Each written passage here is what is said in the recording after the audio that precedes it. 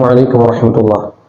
പ്രിയമുള്ളവരെ, ഹബീബ റസൂലുള്ളാഹി സ്വല്ലല്ലാഹു അലൈഹി വസല്ലം തങ്ങളോട് മുഹാജിറുകളായ സ്വഹാബത്ത് ഒരു ആവലാതി പറയുകയുണ്ടായി, സങ്കടം പറയുകയുണ്ടായി.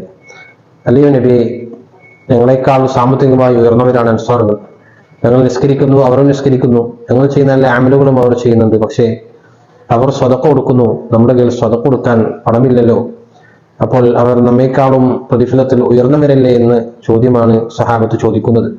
അപ്പോൾ മുത്തനബി സല്ലല്ലാഹു അലൈഹി വസല്ലം അവരോട് പറഞ്ഞു, നിങ്ങൾ എല്ലാ നിസ്കാരങ്ങൾക്ക് ശേഷം സുബ്ഹാനല്ലാഹ്, അൽഹംദുലില്ലാഹ്, അല്ലാഹു അക്ബർ 33 പ്രാവശ്യം പറയുകയും എന്നിട്ട് 100 പൂർത്തിയാക്കി ലാ ഇലാഹ ഇല്ലല്ലാഹു വഹ്ദഹു ലാ ശരീക ലഹ് ലഹുൽ മുൽക്കു വലഹുൽ ഹംദു യുഹ്യി വയുമീതു വഹുവ അലാ കുല്ലി ഷൈഇൻ ഖദീർ എന്നുകൂടി ചൊല്ലിയാൽ നിങ്ങൾക്ക് അവരെക്കാൾ ഉയർന്ന സ്ഥാനത്തേക്ക് എത്താം.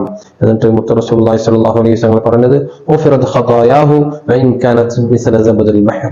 ഇത് ചൊല്ലുന്നവർ എല്ലാ ഫർദ് നിസ്കാരങ്ങൾക്ക് ശേഷവും സുബ്ഹാനല്ലാഹ് 33, അൽഹംദുലില്ലാഹ് 33, അല്ലാഹു അക്ബർ 33 ചൊല്ലുന്നവർക്ക് കടലിലെ നുരകൾ പോലെ പാപങ്ങളുണ്ടെങ്കിലും അവർക്ക് അതെല്ലാം പൊറുക്കപ്പെടുന്നതാണ്. അല്ലാഹു തആല അവരുടെ പാപങ്ങളൊക്കെ മായ്ച്ചു കളയുന്നതാണ്. അപ്പോൾ എത്ര വലിയ എത്ര അധികം പാപങ്ങളുണ്ടെങ്കിലും അതൊക്കെ അല്ലാഹു തആല പൊറുത്തിരുന്ന ഒരു കാര്യമാണ്. നിസ്കാരങ്ങൾക്ക് ശേഷം ഈ ദിക്ർ ചൊല്ലൽ നമ്മൾ വളരെയധികം ചെറിയൊരു സമയം കൊണ്ട് ചെയ്ത് തീർക്കാൻ പറ്റുന്ന ഒരു അമലാണിത്. അതുകൊണ്ട് എല്ലാവരും ഈ കാര്യം ശ്രദ്ധിക്കുക.